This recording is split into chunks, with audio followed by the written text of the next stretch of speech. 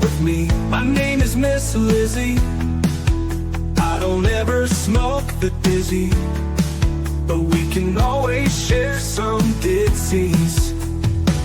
It's just a cup in time. This song doesn't have to rhyme. Life's all of us, not every moment we can be feeling fine.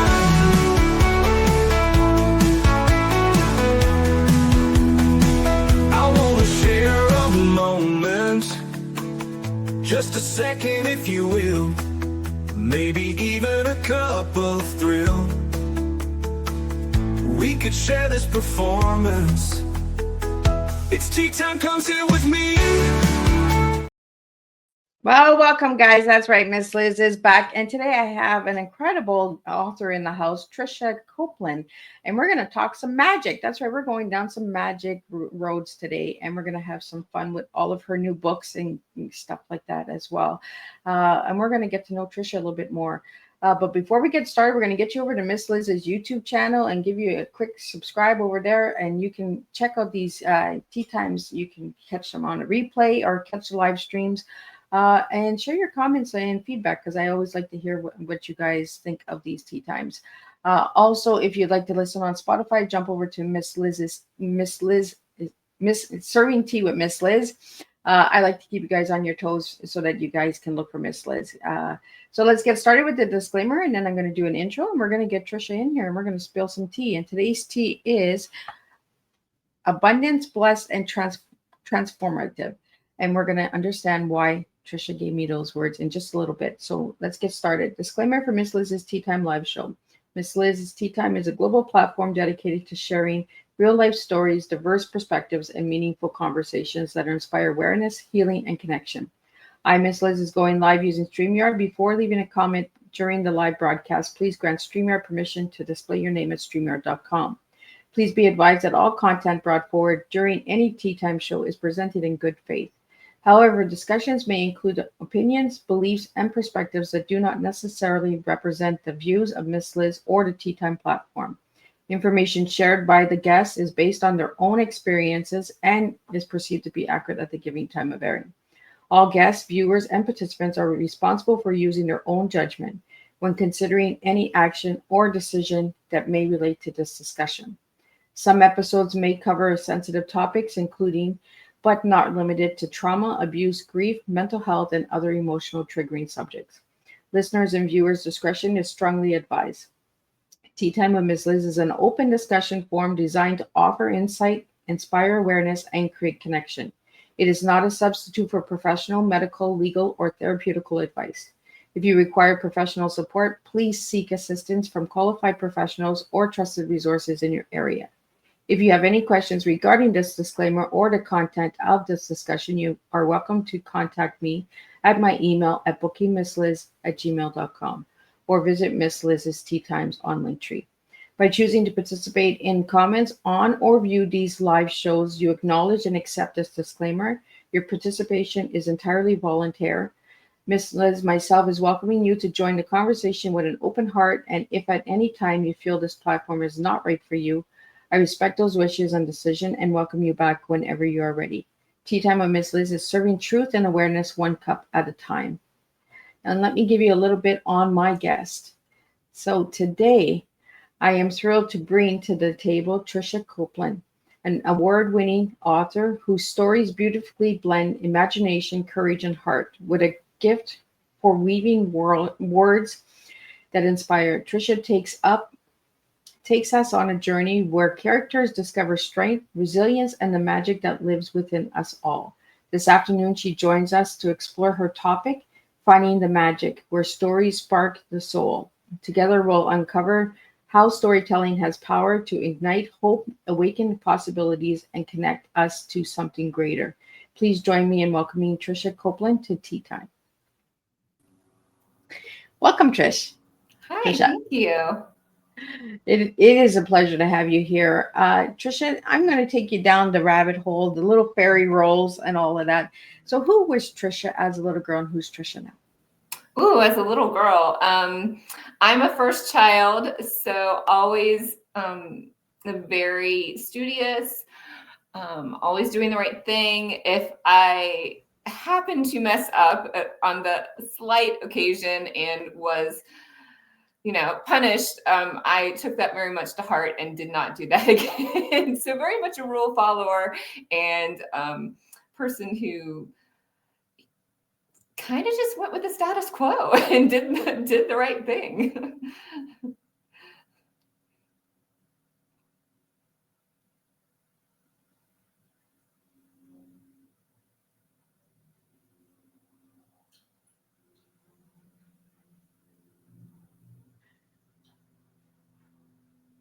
I am here with you. We're just having a little glitch. So we're just going to take that glitch out of here and we're going to continue. So, Tricia, what got you into writing? From what I can tell, your books are adult romance and magic and science fiction. What got you into those topics? Right. Yes. My titles ended up being all over the place in various genres, but I started out writing my own experience with anorexia. So in college, I developed anorexia and had to leave school and seek treatment for anorexia. And I think it was my 20-year high school reunion. I was really looking back at my life and thinking about, where I started, how much of an impact that experience had on my life and where I was now. So I was a stay-at-home mom and I didn't do much during the day except follow my kids around. So during the evening, I started writing this story based on my experience. So I wrote a fictionalized account of my experience with anorexia. And I didn't feel like I could, wrap it up in one book. I mean, how can you explain something as complicated as anorexia or addiction or any of those mental health disorders that sometimes we find ourselves in? Depression, any of those cannot be explained and looking at a snapshot of somebody's 6 months or 1 year or anything like that. So I really wanted to show, the progression, the issues the character was dealing with, and ended up writing a 4-book series that is based, as I said, a little mostly on my experience, but just to show the hope and recovery and the transformation that someone can go through from an experience like that. I kind of like that you're in all these different genres, because it is hard to tell a story sometimes, and mental health is like a mix of different genres as well, right? Some days we have the good days, we have the bad days, and all of that. So, how old were you when you wrote your first book, Tricia? When I started writing, I was 38, and I published 7 years later. So it took me a while to write the first 2 books. And get an editor and have it polished and ready to go out into the world. So I published the first book in 1945. And that year I published the first 2 books of that series, the Being Me series. And then over the next 2 years, I finished the 3rd and 4th books. So then after I finished writing that series, I just realized that I loved writing. I loved creating these characters and these stories, and very quickly jumped to my favorite genre, which was fantasy. So a lot of my books are young adult fantasies. And then to temper that drama in my life, because I get very invested in my characters and sometimes bad things have to happen to them, I switch over and write a fun romance where the worst thing that can happen is, the guy breaks up with you or something like that. They always break up with us, right? Well, you might leave them too. It's not always the guy. Yeah, that's true. But what got you inspired into writing? Like, you wrote your first one at 38. So what was it at that age that you were like, I'm going to write a book and this is how I'm going to do it? And I didn't really set out to write a book. I was set out to kind of, think about my experience and have a look back on it. And I'm not sure I was bored. So I would do it at night after my kids went to bed instead of watching Netflix. Like, I created this story in my head, like I was creating my own little movie. And I had no writing skills. I was a technical writer, but, didn't know plot, didn't know character development, didn't know any of these things that you should probably know before you start fiction writing. So it was definitely a process. I had like 150,000 words And I gave it to my sister-in-law, and she said, "Oh, you have to do something with this. This is really good." And so I had a friend that was an editor, and she indie published too, and she helped me like condense it up a lot. It was basically a movie script, and it needed to be a novel. So that there was a lot of editing there. I like that you said that you were bored and you wrote a book. Like, yeah, I'm bored. I'm just going to write a book. Yeah. And like I said, it didn't really start that way. It just started as something to do in the evening, something creative. And I guess before that, I never realized I needed that creative outlet, but it was definitely something that, inspired me and took my time, took that 1 hour at a time I had after my kids went to bed before I fell asleep. So Tricia, you write across many genres. So how do you balance the different worlds? Because it's different writing guidelines and stuff like that as well, right? For the science fiction and then young romance and that. So how do you balance the different worlds of writing? Right. Well, I only want to write one thing at a time. So I'm completely focused on that world and those characters. I do find that I can't read in the genre that I'm writing in because I don't want to be, I guess, swayed by any other fantasy. If I'm writing fantasy, I don't want to be swayed by any other fantasy notion or fantasy character or plot line or anything like that. So if I'm writing fantasy, I'm usually reading a romance, although I don't read tons when I'm writing. But so I try to like write every day, so my characters and my plot is front of mind. And really, I'm thinking about the book all the time. If I'm driving in my car, I'm thinking, was that right, what I just wrote? Or what's happening next? What is their next challenge? And yeah, it is different. Like YA fantasy has to be very fast paced. The fourth book in the series, my Fae series I wrote, my editor sent it back and she said I was bored for half the book. I was like, wait, no, she told me the first 10 chapters and I looked at it. She's going to write a book now.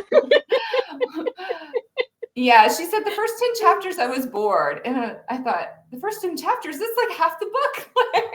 So I definitely, I need those people reading my books to say, hey, you need to amp this up a little bit. It's just when you have YA fantasy, you need to have those, definitely action and adventure component is mixed in with the character development to keep things rolling. And that's what kind of book I like to read too. So I was surprised I didn't catch it myself, but that's what happens sometimes.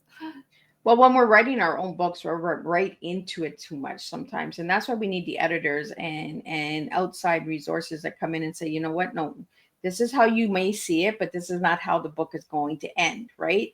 A lot of the little baby nuggets that are put into books, what we think are like amazing, an editor will come in and say, no, that's just too much or not enough or dig deeper, right?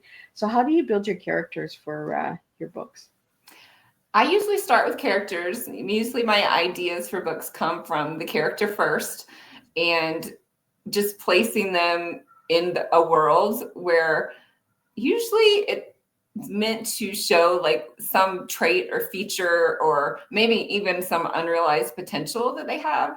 So with my fairy series, the Realm Chronicles series, I saw an image of a fairy and she was hunched in a meadow. And I thought, I'd never written about fairies, really didn't know that much about fairies except for like Tinkerbell and yeah, I just saw her hunched in a meadow and she looked scared or anxious. And I thought, oh, why is she scared? What is she anxious about? And who's, what enemies are hunting her or what are her challenges? And from there, this whole world grew where she was a princess who had lost her 4 older brothers and she was next in line for the throne, but she was to be the first female monarch in her realm. And what else is she worried about? Who are these enemies that are coming to get them? So yeah, it's all very character based and looking at people's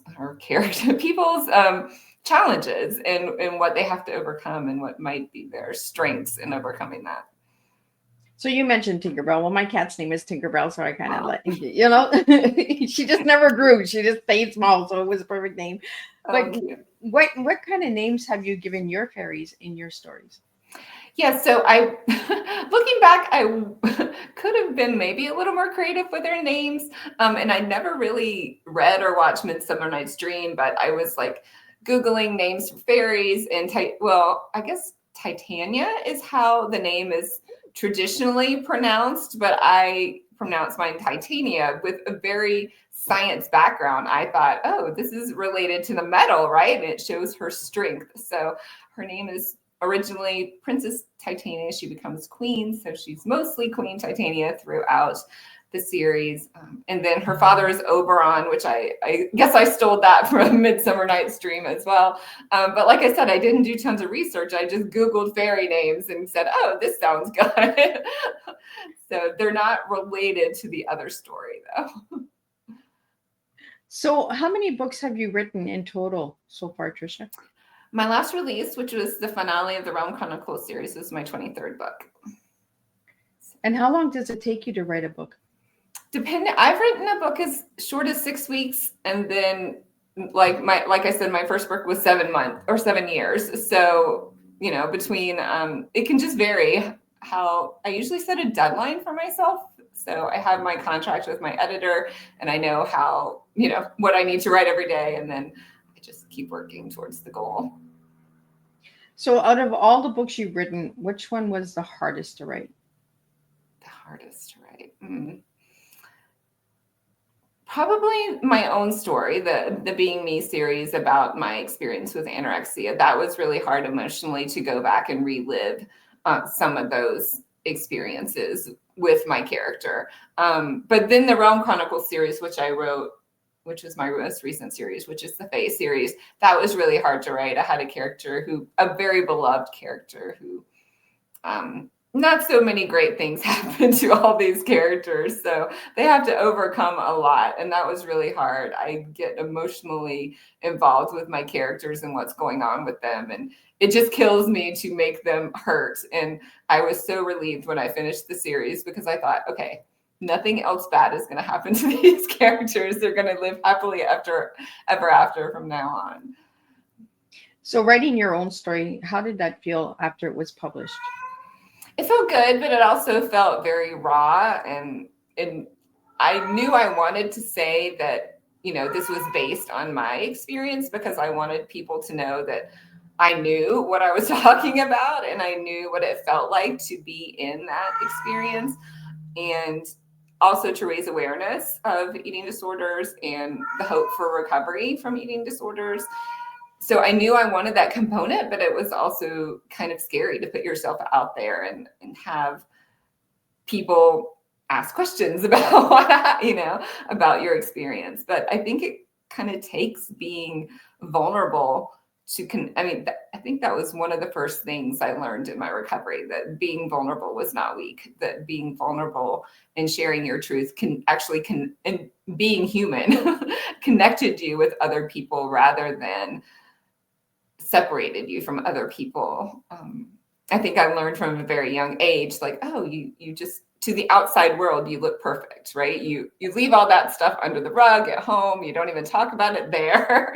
And, but that was not how I needed to be. That was not the person I needed to be because I needed to connect with people and I couldn't be this little island and take care of everything myself. So that was the biggest lesson I'm grateful for in that experience. And Tricia, that book is called Is This Me, right? Right. So the first book is This Me? It really starts when she's a freshman in college and goes through her whole experience in college as she descends to her disease and then in her recovery. And then I also see here that you have the Kingdom of Ember, the Kingdom of Darkness. Are those some of your latest books? So that's the crossover series to the Realm Chronicles series, which is my most recent series. So I started the Kingdom Journal series, starts with Kingdom of Embers. It's a 4-book series with a prequel. And that is about a trinity of witches who have to come together to break a curse on the witch lines. The witches, and at the same time I was writing that finale to that series, Kingdom of War, is this time when I saw the image of the fairy. And it was in an advertisement for an anthology that needed fairy characters with mental health challenges. So my fairy became a princess with anxiety and panic disorders. So those are hard to overcome when you want to be queen, right? And you really don't want them when you want to be queen, because you want to be seen as strong. But in the finale to the Kingdom Journal series, they needed an army to fight this army of witch imbued vampires. I'll just say that to make it simple. So there was an army of vampires that the witches needed to fight, and they needed an army. And I thought, who could help the witches? The fairies could help the witches. So Queen Titania and her army comes to help the witches. And then I just couldn't leave her story alone. She had to have her own series, and her series became the Realm Chronicles 5-book series. Yeah, because you have a lot of amazing books. If anybody wants to check out, they can go to your website and they can find like incredible books. The book that I was sent by Mickey, I'm going to pull that book up so that we can talk about that one a little bit. We have talked about other books that you've written, but let's pull up the book that Mickey sent me, and then let's get that up here so people can see the image. I really like the. I want to know a little bit about the colors. How you brought it to life and all that good stuff. Oh yeah, that's my most recent. There we go. To be a fae. So tell me a little bit about the colors and who this princess is, and is she a fairy? All that good stuff. Right. So she is a fairy. She, like I said, she's 15 at the beginning of the series. She's a princess, and she's lost her 4 brothers. So she's the last in her line to take the crown in her kingdom. And like I said, she's 15. She's a fairy. My fairies do have wings. I didn't read a lot of fairy lore, so a lot of fairies do not have wings. My fairies do have wings. My fairies live in Middle Earth, which is, and it's funny because it's a contemporary series, but the fairies live in Middle Earth, which is below the bedrock of our world, our human world. And so they entered their realm through these fairy portals, which are magically charged with these 12 crystals. So the fairies can go back and forth. Some humans can go back and forth. Witches can go. Some beings can go in, but they can't get out if they go in. So there's different rules for different beings. But the fairies know about our realm, know about our technology, but choose not to have electricity or telephones or computers or any of those things. So it feels very medieval and more epic fantasy throughout much of the series rather than an urban fantasy with the Kingdom Journals. But in the later part of the series, the witches do come help Titania fight this evil spirit who's been hunting all of them for as long as both of these series are going on. So that's kind of the crossover portion between the series. And yeah, the cover is amazing. Eleanor Lloyd Jones of Shara Smith Design did the cover. And I think I saw the cover as like a pre-made cover initially. I don't really know how that came about, but and her image, she was an ice queen originally. She had white hair, very white skin, no wings.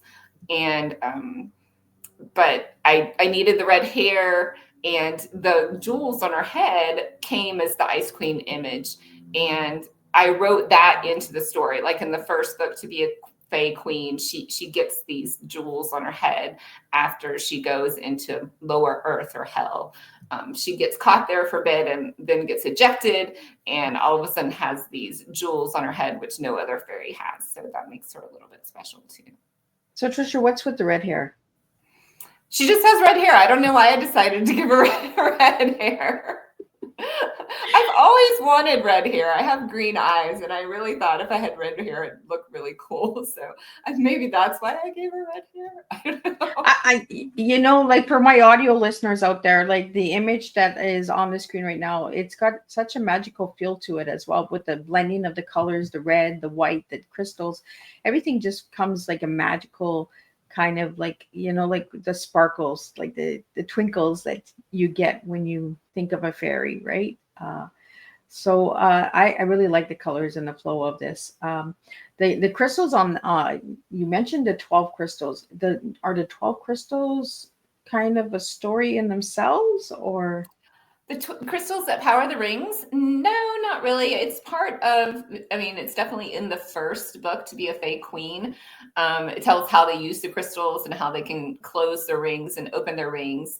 And there's these ring judges who are in charge of the rings, and nobody else is supposed to open or close them. And the ring judges have a court and they're kind of rulers too. Like there's a monarch in each of the 9 kingdoms, but there are also these ring judges who form the high council, who really make the rules for the rest of the Fae realm. So the crystals are really held by the judges, but where that comes in is the fairies get their sunlight and all their water and all their rain from our world. So these openings, these fairy rings, allow the water and the sunlight to pass through. So if those are closed or broken or can't be opened in some way, then the fairies would fall into darkness, their plants would die, they wouldn't have any water. And that's happened before in their history. So in the first book, that's very much a threat. Titania has to figure out who is stealing these crystals and why, and try to stop them. Tricia, we have a question that just came in about mental health. You mentioned that your books, you bring a lot of story of mental health awareness through your characters. Is that a form of getting your story out there as well through the characters?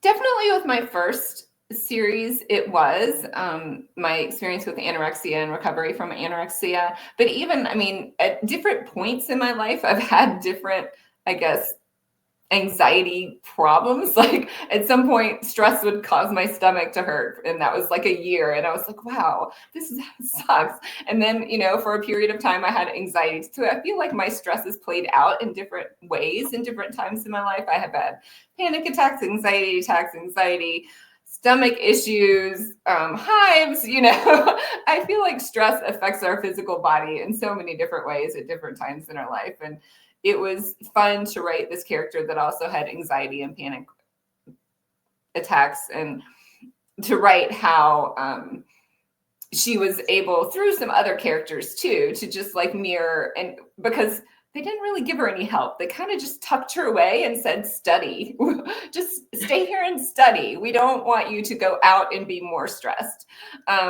So when she finally does come out into society again, there's more stress even. And so she has a couple of friends that kind of give her some feedback on how she can deal with this and maybe what triggers this, because nobody really kind of helped her figure that out either at all.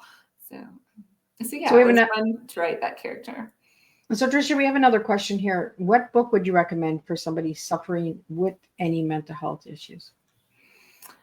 Well, they're all fictional books. So I don't want to pretend that they're any type of self-help or guided books, but I feel like reading can take us out of our own, especially in a fantasy world. It's kind of good sometimes to take out all the other worldly stressors and say, hey, okay. So, depending on what your mental health challenges are, I mean, To Be a Fae Queen is a great one to pick up if you have anxiety or panic attacks, I think. And really, my first series being me, I talk about anorexia a lot, but the character is also depressed and she is assaulted. So she has to it's not a sexual assault. I'll just go ahead and say that. But she has to very much recover from this assault. And it's kind of a random thing that happens. So she has a lot of mental health things going on. She has issues with her family and then issues with her personal relationships. And so that might be a good series. It's a contemporary series. The Being Me series was my first series. So yeah, just depending on what you like to read and what you're thinking about at the time. Well, I think, Tricia, sometimes storybooks take us away from that heavy load, right?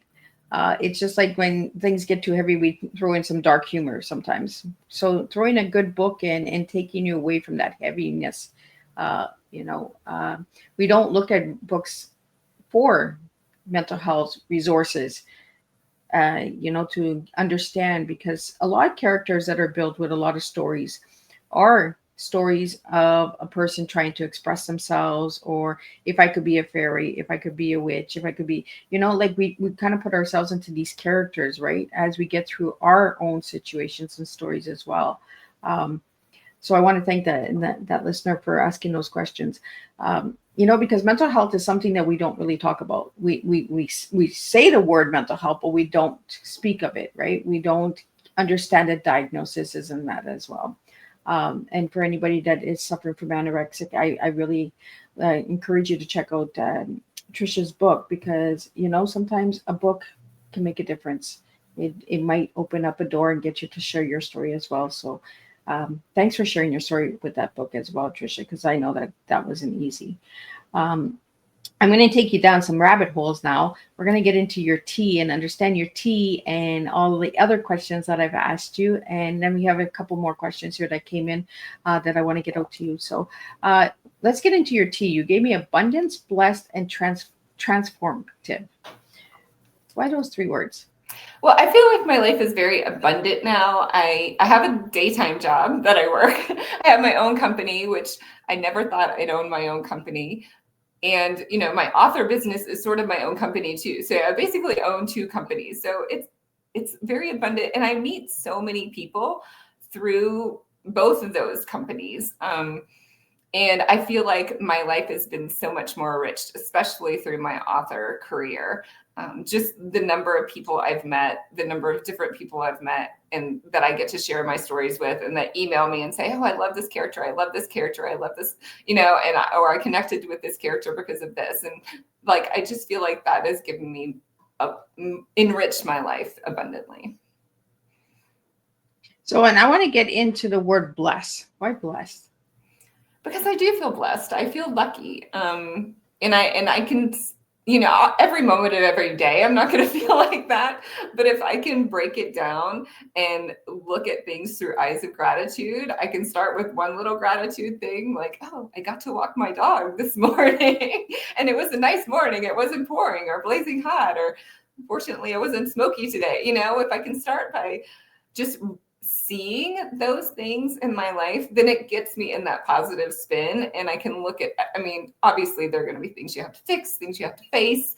We don't want to be, and I shouldn't even say Pollyanna, but you don't want to be, just looking at rose-colored glasses, right? You do have to face things, but if you can face them in a more positive light, or, see the good along with the struggle, then that has really helped me not be in the doom and gloom all the time.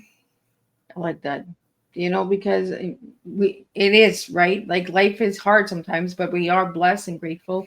And, abundance does come to us when we are blessed for what we have. And taking a dog out without the rain is a nice thing too. Now let's get into the last word, transformative. Why that word?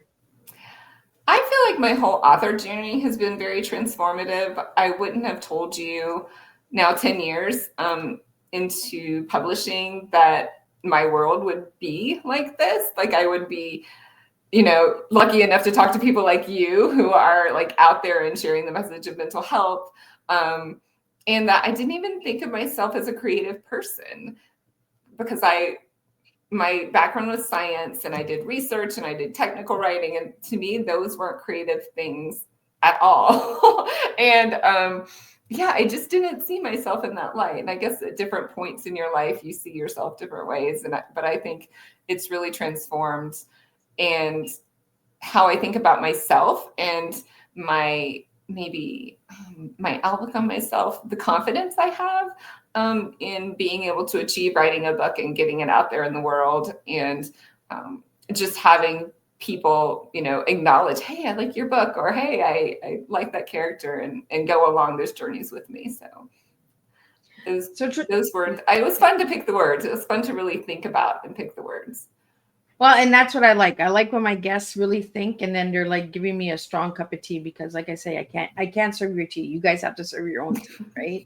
All I can do is host. It's like you guys bringing your tea to the table, right? And that. So I also asked you your favorite color, and you gave me black. Now I'm curious about why black. I've always I'm wearing a black shirt too. I always like black, and I don't know, I just like it. I like wearing it all the time. It's funny, my hair is going gray, as you can kind of tell. My hairdresser was like, well, I think you're gonna want to wear more colors when you get gray hair, because gray hair is she didn't say boring, but you know, I think that's what she insinuated. And I thought, really? I don't know. I don't know if I can wear colors. I think because it's simple and it goes with everything. Like I'm not a fluey person. Like I don't put on earrings. I've had this pair on for 20. No, that's a lie. 20 is too much. I've had this pair on for like 10 years and probably they're going to have to pry them out of my ears at some point. I mean, I wash them and everything, but I haven't taken them off. So I like being basic, you know, I like just having the same color. Probably a little bit weird that way. You know what? You talk about gray hair, right? I find that gray hair has got some magic in it. I don't know about you, but everybody wants to cover the gray, cover the gray, cover the gray. Why do you guys want to hide the gray? It's like the magic within us that we want to hide all the time. So when you look at your gray hair, do you look at it as a magical kind of sparkle to your life? Or I do. I like it now. Like when I first started doing it, I thought it was going to be all white because my roots always looked all white. But now, see, I wanted it to be like kind of cooler. I wanted it to be like more striped, but I got a little bit of a stripe. But I'm really trying not to like dye my hair. So that was like an expense that I didn't really need. I didn't need to go there every 6 weeks, right? So yeah, it turned out better than I thought. So that made me happy.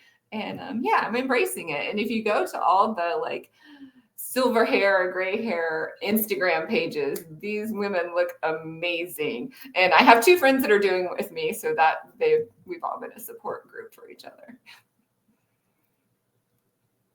absolutely, you know, and gray hair is our wisdom. I always tell my kids this is my wisdom hair, let it be. Because my kids are like, Mom, when are you going to dye your hair again? I don't got time for that stuff anymore. This is the way I am. Leave the grays alone. So you have friends that are doing this journey with you with the gray hair. So tell us a little bit about that journey, because that's kind of like a sisterhood journey, right? Of the gray hair club. Yeah, my one friend did it first, and she has thick, beautiful hair. Yeah, and hers is like really white in the front and a little grayer in the back. But if I could have hair, it would be hers. But or thicker hair or different hair, it would be hers. So she did it first. And I just like 2 years ago, I was just like, why? Why am I doing this? Why am I coloring like? And it went from like 6 weeks to every month that I was like trying to do it. And my hair was thinning. And I was like, you know what? I could have healthier hair. I think I could just stop all this and stop spending like $125 a month on this and just see what happens. And so that's the hard part, waiting to see what happens. So yeah, you can tell I still have like a little brown and blondish, like a couple of inches, maybe 3 inches down here. So just waiting to see what happens is the hard part. And I was like, oh, you never know what's going to be. And if I get 2 years down the road and I hate it, you can still change it. You're right. We still have that option. If we don't like it, we can always change it, right? And I like that it's outgrowing like that, Tricia, because it kind of like tells a story, right, of the journey of the gray hair. You know, instead of it just waking up one morning and it's all gray and you're like, whoa, what happened there? You know, what book did I read last night that this happened? Like, yeah, I'll never, that would be funny. Yeah, when I was young, I must have been like 8. My grandmother lives like 6 hours away from us. So we didn't see her maybe like 3 times a year or 4 times a year. And she had really beautiful auburn hair, sort of like my character. Maybe that was it. Anyway, and she used to be a model when she was younger. So she always wore heels and she was always like dressed to the nines, right? For whatever age she was, right? Well, I go see her one time and her hair is completely like white. Like the last time I saw her, it was completely auburn and then it was completely white. And I was like, whoa, how did this happen? But she had beautiful white hair, like white hair, not a tinge of anything else. And it was so beautiful. Yeah. But as a kid, I was like, wow, that's magical. Right. Don't see very much white hair anymore. It's mostly gray. And I think it's because of all the chemicals that we have put in our hair that it turns to that gray tinge instead of the white. I think if we never dyed our hair, I think our hair might have turned white. Interesting. Maybe so. right? So we have a question here. Your favorite magical book or story from childhood? From childhood, Dorothy and the Wizard in Oz. That was the first Hmm. fantasy series I read. I don't know if there's like 13 books, and there's like about the Tin Man, and all the different characters have their own book. And I just devoured that series, and I couldn't wait to get the next one to read during the summer. So that was the first fantasy series that I ever read. And then in high school, I was like obsessed with King Arthur and the Knights of the Round Table and Merlin. And then I got into a little horror period for a little time, but not very long. I don't really like reading horror, but yeah, then read Lord of the Rings. So yeah, definitely that Dorothy and the Wizard of Oz when I was a kid. I loved those books, and I kept reading them over and over too. It was fun. Well, it doesn't surprise me that you said Wizard of Oz because of Glenda. She kind of looks like your Oh, fairy. She kind of looks like your good. fairy Mm-hmm. with the pink and the purples and all of Right. that, like the bubbles, right? I don't know why I had my banner up for my last podcast and I forgot to put it up there. But yeah, somebody was like, she looks like you. And I was like, oh, okay. I was Maybe. going to say that when I had the book pulled up. I was like, is that you? And a Photoshop of you with diamonds and crystals on you? Because it does look like you, Tricia. Yeah, maybe the long nose and the cheeks or something. I don't know. Yeah, got lucky on that one. And I had my fantasy character art done. That's my banner. So I'm sorry I forgot that, but I have to send you that image. So when you're writing, what do you turn to? Coffee, tea, wine? What do you turn to when you're writing? I'm a Diet Coke drinker. I was raised in the South, and it's too hot to drink anything else. So I drink Diet Coke at 5 a.m. when I wake up, and that is what I drink. You see how I got the Diet Coke in there? Like you told me that Mhm. before we went live, and I just I throw that in there. Because there are people that when they write, they turn to a certain beverage and stuff like that as well because it relaxes them. So It's my Diet only Coke way it of is. caffeination. So yeah.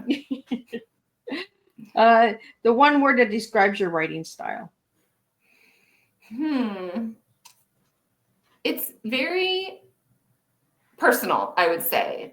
All my characters are, and all my books are written so far are written through the first person point of view. So you really get that close personal, what that character's thinking, what that character's feeling, experiencing.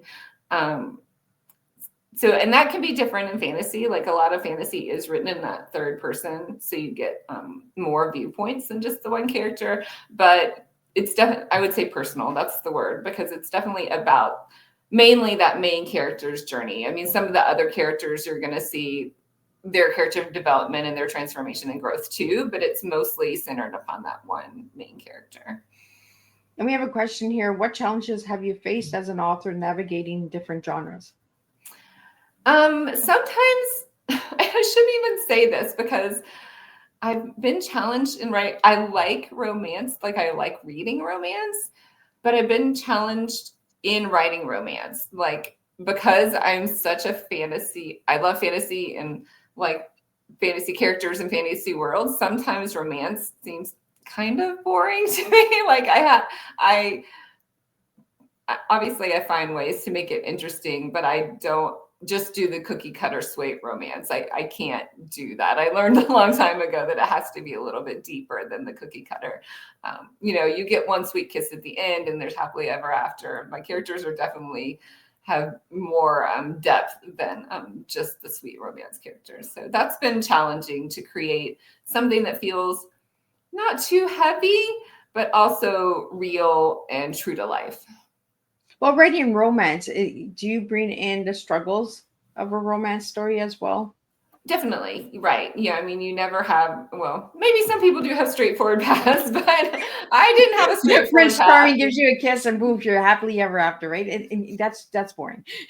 Right. And actually the first romance novel I wrote that was just to me strictly a romance. It was called Perfect.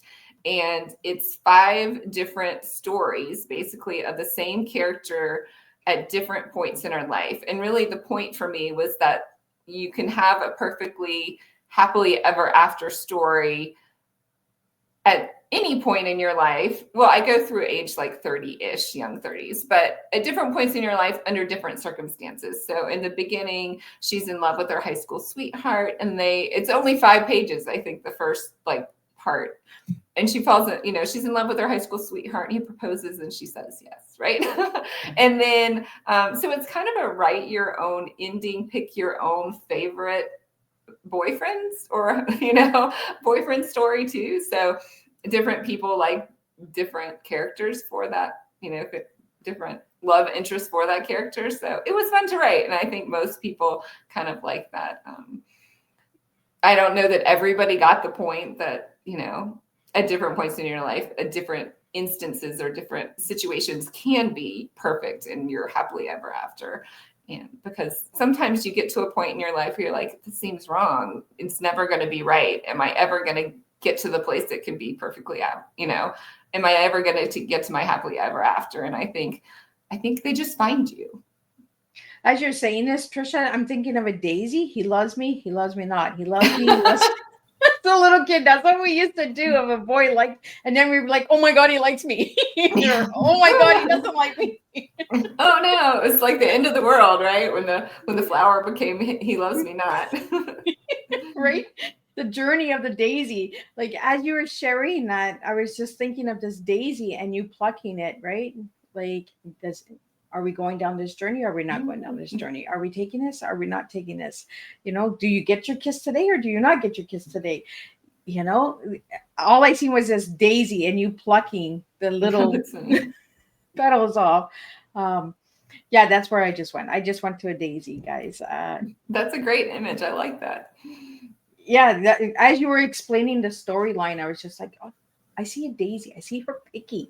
Like, maybe when you write your next book, you can have a daisy and you'll be like, yeah, I put that in there now. Oh, say Liz. Right? You have a pen name that I want to bring to the table, and it's Maria Jane. How did you get that name? Right. So I started the Perfect Romance series with Perfect as Tricia Copeland, and then authors do everything different ways. And so I wrote the first 2 books, Perfect and Perfect Always, under Tricia Copeland. And then I thought, well, maybe I should separate this from my fantasy so people aren't confused. And so I started the new pen name Maria Jane, which is a combination of my sister's name, Marie, and my grandmother's name, Jane. So those are 2 people that I've been very close to and been very influential in my life, and that I know love romance stories. So that was kind of an easy go-to for me. And now my publicist we decided to make the whole Perfect series under Maria Jane. So the Perfect and Perfect Always will be re-released under Maria Jane. And then the 3rd book in this series is As Close to Perfect. And the 4th book in the series is, I'm going to get this wrong. What is the 4th? Oh, Perfect Office Pact, which is an office romance, obviously under Maria Jane. So yeah, I just kind of spun off my romance under that pen name so they can have a little separation. And for all my listeners out there that don't know what a pen name is, could you tell them what they are? Oh, right. So a pen name is just a different name than your legal name that you write under. So Tricia Copeland is actually my maiden name. And I have a long Polish name, which was not going to be great for the front of a book. So Tricia Copeland is my YA fantasy genre, or mostly young adult fantasy. And the Being Me series is still under Tricia Copeland. But then spin off as Maria Jane, and the same person, but just a different name on the books. And what advice do you have for aspiring authors looking to find their own magic in storytelling? I think just write what you're passionate about, right? I mean, people say write what you know, and I think that's the same thing as, if you're passionate about something, if you think you might want to write, if it brings you joy, just do it and keep on doing it. I definitely found people who, are great people and know, how to do editing and publishing and all of those things to help me along the way. So finding those people who you are great in their field and that you trust and are good people, that's very key as well. And we have a question here for the Kingdom of Elmer and To Be a Fae Queen are fan favorites. What do you think draws readers into these magical worlds? Okay, so Kingdom of Embers starts the Kingdom Journal series, and it tells Alina's story. She is one of the witches of the Trinity. She's 17 years old, and she's a half witch, half vampire character. So, and whose mother is the chancellor of the vampires and sends her to human high school. So she has just a few challenges there where she has to pretend not to be a witch. She has to pretend not to be a vampire at this human high school. And on top of it, she has this curse that she's prophesied to break, and she has to figure out how to find the two other witches. And so, yeah, it's a really crazy story, but I think, it helps us explore like all those issues of being different and being not the same, and having to feel like you fit in, and where do you fit in? Do you fit in with this group or that group? So that's but I love like doing that magic in like our contemporary world, because I totally believe they're witches and vampires. I just want to meet one day. And then, right. So then To Be a Fae Queen starts the Realm Chronicles series with initially Princess Titania rising to, or being handed the crown to her kingdom and having to fight to keep that crown. So that's a really neat story of a young girl having to overcome those anxiety, panic attacks, as well as all the other monarchs in the realm are old male guys, and having to prove that, yes, she can do this, because in her heart, she knows she was meant to do it. And Tricia, if you could live in a fictional world, where would it be and why? Oh, it would definitely be in my Realm Chronicles series. I would want wings and to fly around, and to plant my crops and raise my goats, and then I would be perfectly happy. Just give me black clothes. I don't So know you if like I have goats? many black clothes. I want a cow too. I've Black always wanted a cow. Yeah. A black cow? A black cow with white spots, of course. With the crystals, right? Let's make a magical Yeah, cow. cool. We're writing a new book here. We're getting magical cows. Ooh. Right? You just never know where you're gonna go.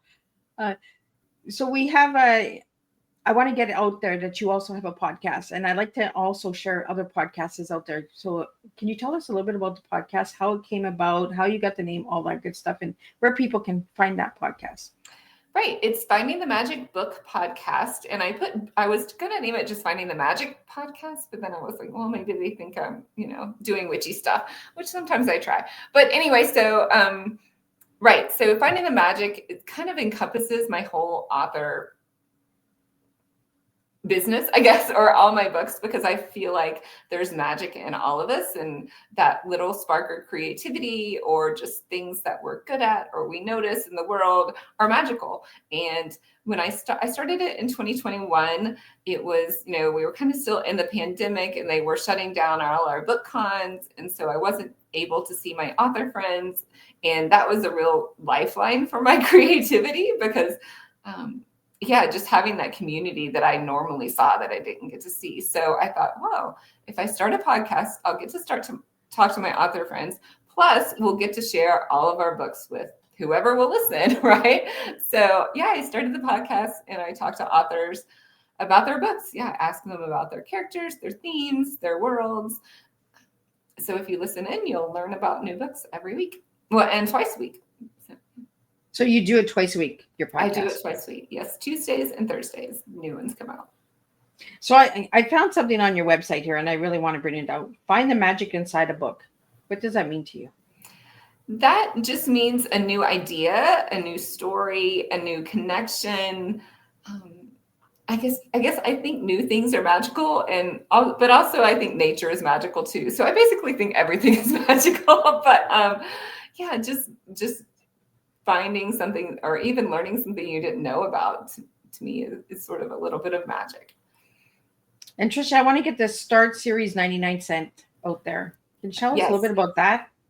Right. So all of my series, the first book in the series is 99 cents. So if you read Is This Me, which is the Start of Being Me series, or Kingdom of Embers, or To Be a Fae Queen, those are all 99 cents on Kindle. So you can start the series and see if you like it. I kind of like that, because when I seen that 99-cent series, I was like, that's interesting. That's different. So what can people expect from you coming up Like, do you have any events, some book signings that people can check out?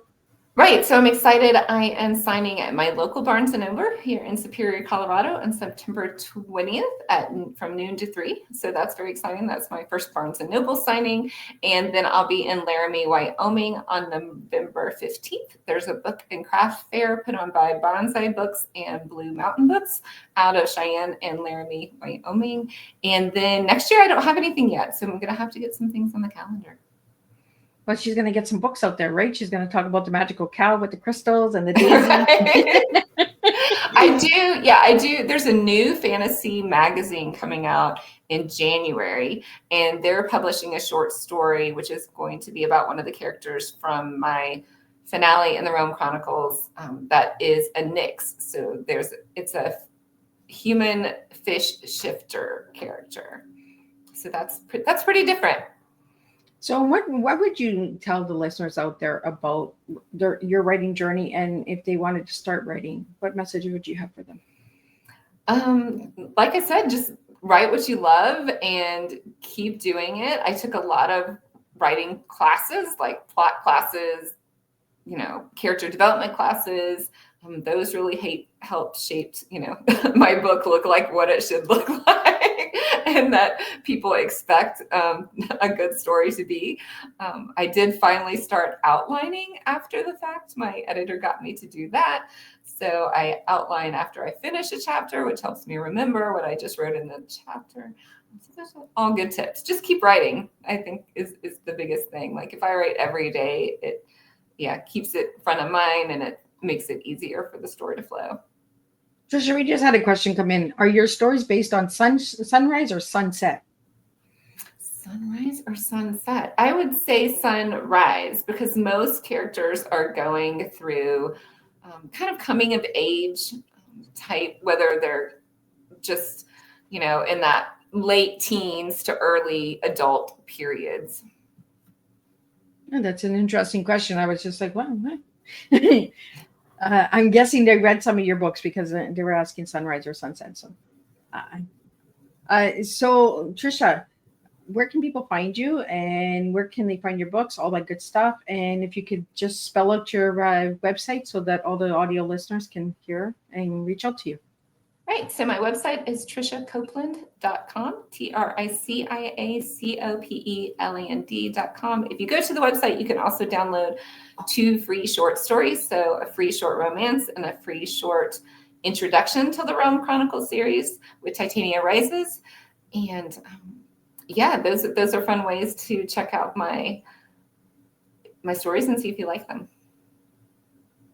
So, and again, your podcast is twice a week, so people can find that on YouTube, Spotify, all those good places? Yep, all the major places. I release my videos on YouTube, so if you don't, you can just listen to them or watch them, or either way. So do you prefer audio or video when podcasting? I like video when podcasting, because that way I like to see a person when I'm talking to them. Right? Are they interested, or are they like, oh, I'm over here?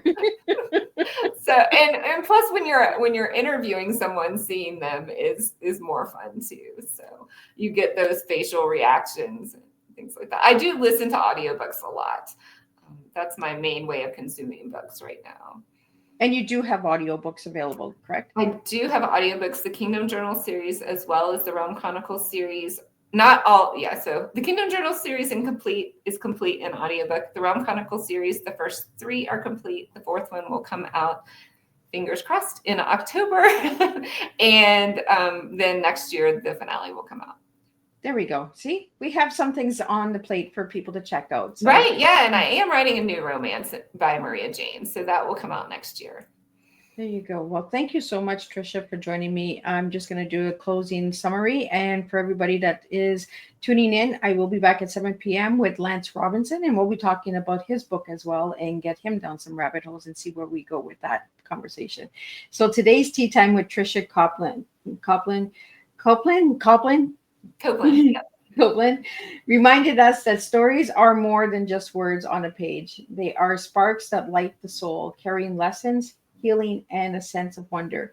Through her passion and creativity, Tricia shows us how storytelling can empower us to find the magic in both the extraordinary and the everyday.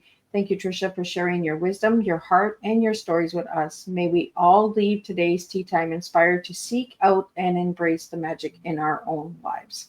Thank you, guys, and I will see everybody at 7 p.m. for the next tea time.